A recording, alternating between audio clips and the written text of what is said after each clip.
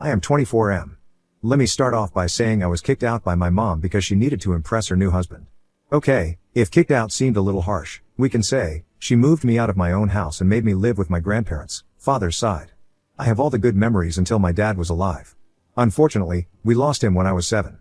As a kid, I felt devastated. I was very close to my dad and sending him off inside a coffin broke my heart. I still remember that moment very clearly and it saddens me till date.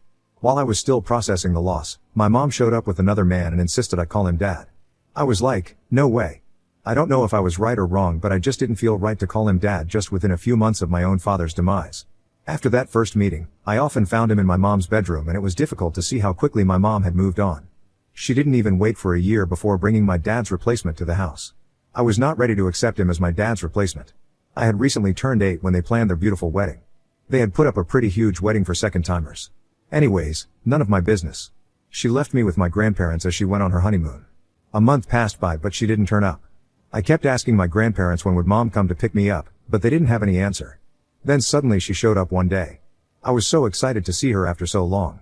I rushed to hug her but she had brought all my belongings to dump me at my grandparents'. I was heartbroken, to say the least. I lived with my grandparents until my high school. I was happy with them. My mom used to show up sometimes only to tell me how much she loved me and cared for me. Sometimes I used to question her that if she loved me so much, why had she dumped me at my grandparents'? She had no answer. She would try to cover it up by saying, oh, your grandparents are turning old, they need a helping hand to run their groceries and dump out their trash. It was much later that she admitted the actual reason. She had given my room to her stepchildren. Bill, mom's husband, had 2 children who moved into our house with Bill after their wedding. My mom prioritized her new family over me. It was natural for me to get resentful of her. So eventually I stopped bothering her. After high school, I moved out from my grandparents but I still visit them often. They were kinda savior for me. They have raised me. If not for them, my childhood would have been ruined. Now, I'm 24. After working for a year in marketing, I thought of starting my own venture. I need a capital for that. So, I thought of leasing my house. Oh, if I didn't mention this before, there's a bummer on the way for my mom and her loving family. Actually, the house in which they are living belongs to me. Yeah, that's right. My dad made a will on his deathbed and he very meticulously gave me every penny he had, including the house. I was a kid when his lawyer read his will after his funeral, but with the look on my mother's face, I can surely say that she was not liking it at all. Later, I got to know that she tried several times to overturn the will but she lost it every time. My dad had made the will very precisely that the house would be mine but I can sell/lease it only after I turn 21. Until then no one touches the property. My grandparents think that dad would have probably foreseen mom's plan and that's why he made a rigid will.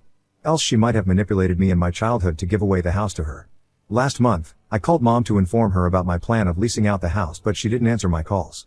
This week when I went to meet my grandparents I told them I was planning to make some extra bucks from the house. They gave a weird reaction. I asked them what's the matter. They said I might have to face a lot of resistance to vacate the house from mom because her stepdaughter is pregnant with a teenage boy who has run away from his responsibilities. Also, Bill has lost his full-time job and is working at a store in the evening. So, basically, they are in bad shape financially. Now I really don't know what to do. I mean I also need that house now. I have quit my job and I need capital to start my business. Update 1, it became quite dramatic. Picking up from where I left. Like I said, my grandparents informed me that mom and her family are going through a rough patch so they might not vacate my house. I thought I'll inform mom about my plan and give them a few months' time to put their life together. Before that I was thinking of giving a month's notice but knowing their situation, I thought of giving 3 to 4 months. Since mom was not answering my call, I went to meet her at home. The house was nothing as before and neither was my mom. Both had a cold vibe. Maybe she had sensed the motive behind my visit. On seeing me at the door, she gave out a fake smile and half-hearted hug. Mind you, we were meeting after almost a decade. Yeah, she stopped visiting me after I entered my teenage years. Yeah, I had turned bitter towards her. Why would I not? Even though we met after so many years, she didn't bother to ask me how I had been. She was not interested in knowing anything about me. It was like, oh, you're here. Must have been something important that brought you to my doors. The pleaser in me said, oh no, nothing important. Just came to check on you. It's been a long time. She smiled and said, sure it is. A wave of silence followed for another 5 minutes until I stood up to leave. It was definitely unpleasant. I didn't feel welcomed at all. Besides mom, my pregnant stepsister was also home and she too gave me a very bad look as if I was there to create some sort of trouble. For the moment, I dropped the idea of taking back the house. I explored other means of arranging the money for my business but mom crossed all limits of narcissism. Last week was my dad's 15th death anniversary. My grandparents held a small prayer ceremony at the church. Since I was in the town, I decided to have a decent ceremony by feeding the poor and giving off some gifts to the underprivileged children. I invited my friends and relatives for the prayer. I emailed the invite to Mom as well, but she didn't respond. When I traced the history of the mail, I found she hadn't opened it. This was my first mail to her. I thought it went to a spam folder or something, so I showed up at her house again. This time Mom wasn't at home. My stepsister Brenda answered the door. No hello, no greetings, a straight question slapped on my face. You're back again? What's the matter? I said I was there to meet Mom. She said, with the way she spoke to you last time, do you think she wants to meet you again? She said it so bluntly that I couldn't get what she said, and I spit it out that I was there to invite Mom for the prayer ceremony of my dad. She chuckled in my face and said, that was like centuries ago, you're still holding that up. Get over it, I said. Excuse me, he was my dad and it's none of your business to comment. She rolled her eyes and pushed off to her room. I sat there like an idiot for a few more minutes and then I left a note for Mom at the table. I asked her to call me back. She called me the next day and I told her about the prayer ceremony. She remained quiet for a minute and then said she would not be able to make it because she had to take her Brenda for a checkup. That was a bummer. I mean, she could have said that she would try, but turning it down outrightly was disappointing. I replied sarcastically, yeah, of course they are your priority. We are no one to you, so be it. Good luck raising that narcissistic woman and her bastard child. She flipped out that I used that word. I said why would I be nice to her when she was so mean to me? She made fun of my emotions. To defend her, Mom said, it was natural for her to get furious. You can't talk about dead in front of a pregnant woman. You're such an insensitive dud like your father. The moment she said that I lost my mind. I yelled at her that she should not talk trash about my father. If anyone who's insensitive here, it has to be her, the way she was talking about my dead father. She said, your father died 15 years ago, goddamn get over it. I said, sure, the way you did, within weeks or maybe days, who knows? You know what, you don't need to come. My father would not like your prayer after seeing your true colors. I hung up the phone saying this. The same day I hired a lawyer and started the process of sending a legal notice of eviction. The lawyer took some 15 days to validate my dad's will and send the notice to Mom. As expected, when the eviction notice reached them, she freaked out.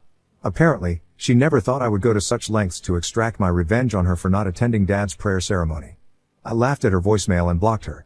When she couldn't contact me anywhere, she showed up at my grandparents' place. I wasn't there at that time. Oh yeah, I'm living with my grandparents again until I put my life together. My mother requests my grandparents to convince me to withdraw the eviction notice. My grandparents are calm and nice people, that's why they didn't throw her out. They said they don't have any say in this, it's my property and I get to do anything I want. Fair enough. The answer didn't go well to her and she blamed my grandparents for raising me as an entitled brat. Really? What was she smoking when she said that? I asked my grandma why she did not say anything to my narcissistic mom. Grandparents were like, we don't want to mess up with such a woman. I said I want to mess up and now I'm not gonna let them live in my house for one extra day. I gave the eviction notice as per the tenants law in the country, though they are not tenants. They ain't paying any rent to me. On top of that, I'm the one paying the property taxes every year. So legally, I'm entitled to throw them out right away. My grandparents are God-fearing people. They talked me out of this idea. They said for the sake of the Lord, give them that 1 month to find another shelter. There's a pregnant woman there and we shouldn't pull her into the streets. I sighed that she didn't need any help either. She was equally toxic. My grandparents were like, so be it, she might be a sinner, but her unborn is not. Don't be cruel to that little creature. They convinced me to wait, else I was adamant to evict them on that very day. The next day I got a call from Mom. I ignored it. She did the same to me when I was calling her. She messaged me to talk, it's urgent. I responded to check out my calendar and meet me at grandparents at my open slot. This didn't go well with her. She sent a long reply that I was trying to throw weight on her. What did I do with her 5 paragraphs mail? Nothing. That's right. I didn't respond. She might have got the hint that I was not going to give in to her pressure. Throughout my childhood, whenever I used to cry or throw tantrums for going home, instead of loving me, she would scold me and ask me to behave. She would petrify me to be a good lad and not throw tantrums. This was her parenting style and it worked. In order to keep her happy and not mess up with her, I would stop sobbing. But after she left, I would sulk at the corner of the house for hours. Not anymore. It's time for her to sulk, but sadly she won't have a corner to herself. So she came to meet me and I deliberately made her wait for an hour. She got anxious. I asked my grandparents to stay out of it. She kept asking them about me. They said they don't know and swiftly pushed back to their room. When I arrived to meet her, she gave me a look of, where the hell were you? I have been waiting here for an hour, but she didn't say anything. She sat there with a straight face. People in her situation would have tried to please me but remained solid on her grounds. She said, okay, let me start. I can't sit here forever. I have jobs to do, I murmured under my breath. Oh sure, you do, Finding a house is a difficult job. She gave me an annoyed look and said, "What is this notice about?" I replied, "It is written in English. I'm sure you can read that, or do you want me to do that for you?" She was absolutely pissed off. She threw the notice at my face and said she was not going to vacate the house on the basis of some stupid notice. After she was done yelling, I said, "Then let's wait and witness the repercussions of not following the court order." She was like, "I gave birth to you, don't you try to outsmart me. That house is of my husband and no one can throw me out from there." I said, "Surely, a legal heir can." I was responding to her calmly in order to piss her off, and she did get pissed off. But the moment she referred to my dad as her husband, I lost my mind. Really? You have the audacity to call him your husband when you skipped his prayer saying he was history. You don't deserve his house. You are just squatters, and I'm gonna free that house from all leeches. She stood up and said she was done being nice to me and now I'll have to deal with her lawyer. I laughed and said, "Sure, by all means. We still have 20 days to go. Let's see what next she pulls up from her sleeves." Update 2. I got the house after a lot of tussle. Like I mentioned in my earlier post, I gave 30 days notice to mom and her family to evict the house. She came to me and tried to gaslight the entire thing. I shut her down and she leaves. The next series of events was nothing but pure narcissism by them.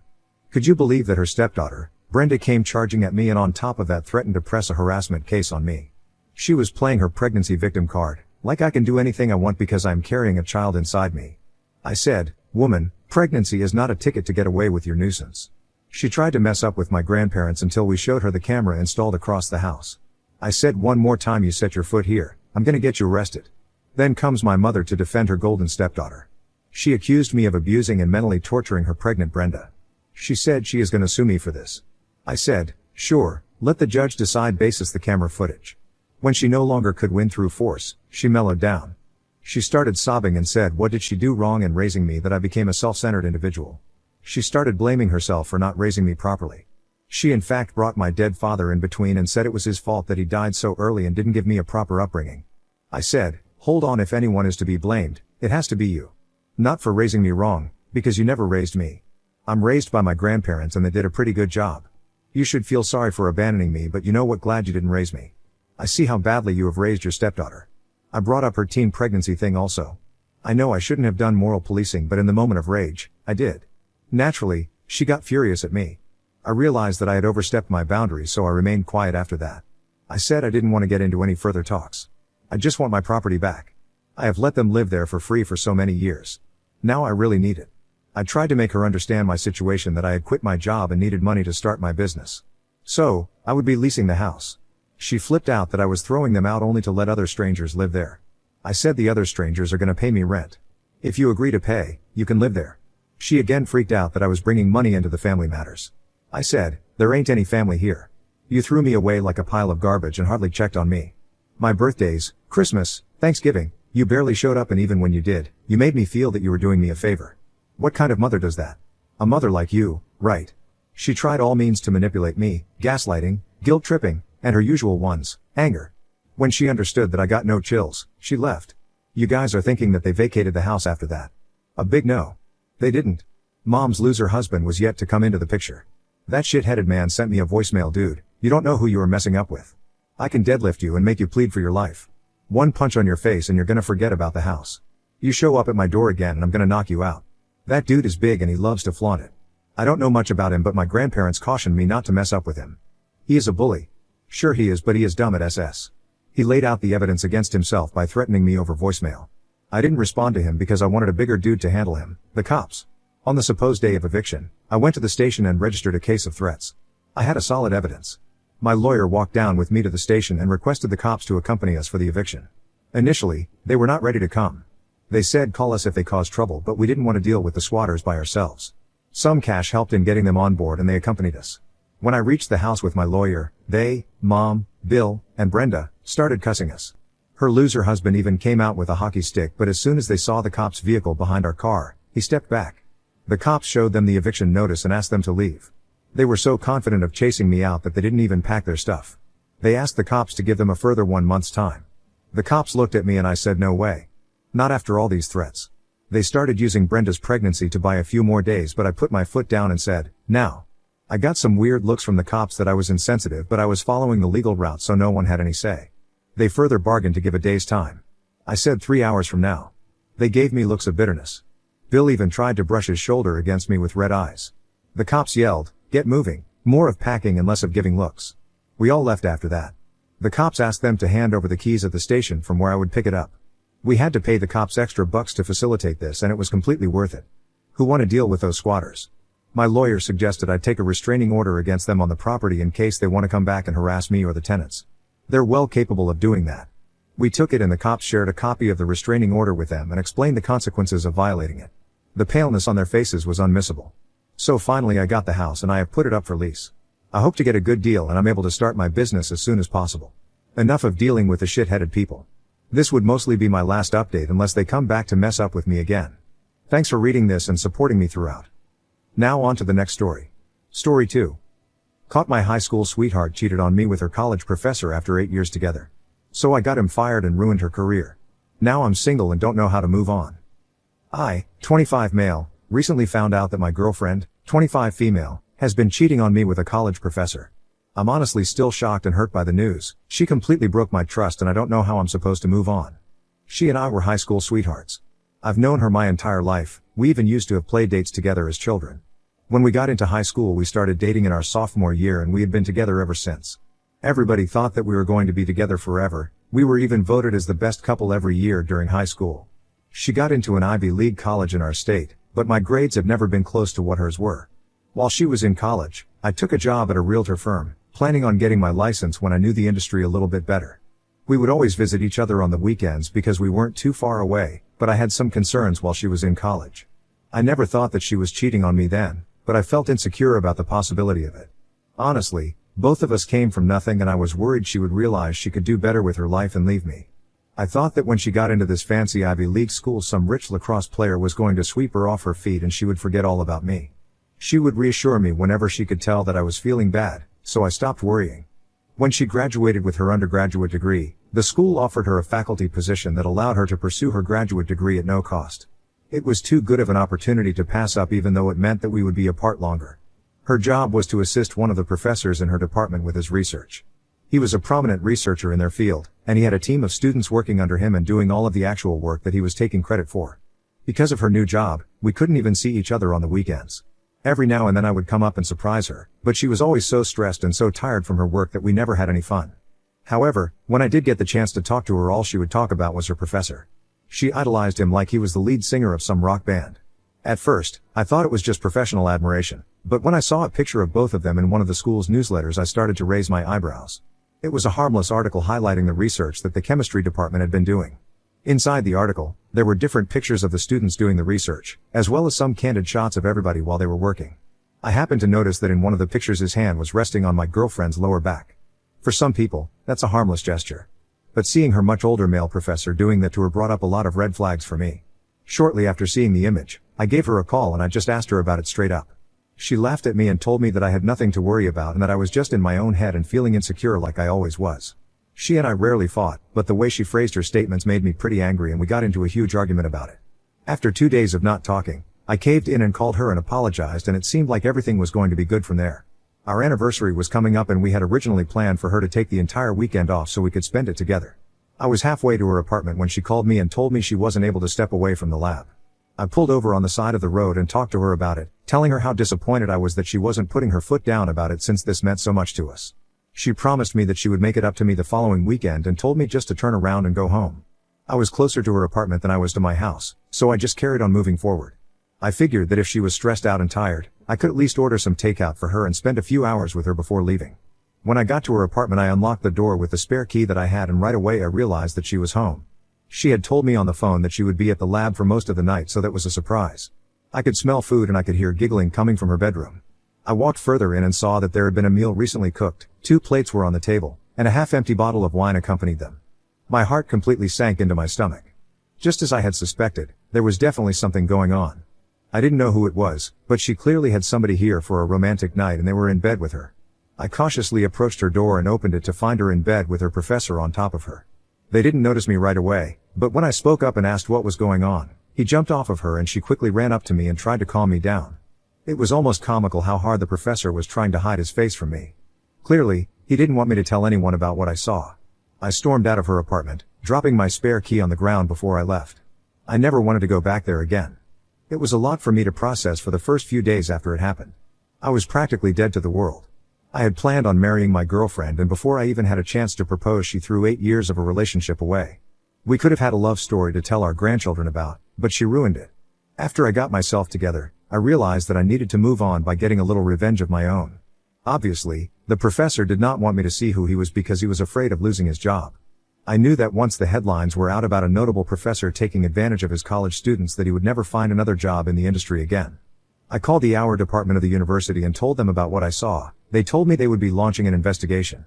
I knew it would be my word against his, and I, unfortunately, didn't get any evidence.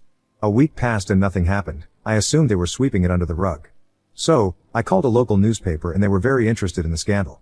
It didn't take long for me to finally see the news that he had been fired.